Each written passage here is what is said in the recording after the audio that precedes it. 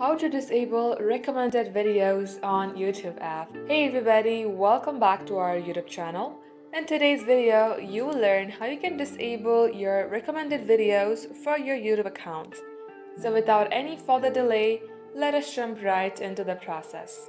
Start by opening up your YouTube application from your device and get logged into your specific YouTube account. Then tap on the Use section from your bottom right. At this page, you will see a gear icon on your top right. Simply tap onto it. Scroll below and under here, you will see notifications. Tap open that option, then again you will see recommended videos.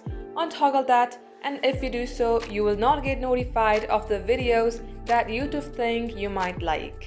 So you can also untoggle the notification for like options such as recommended ways to create or active on my channel.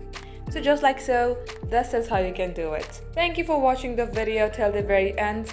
In case you would like to see more videos on this topic, then do comment down below, do like and subscribe to our channel to see more contents like this.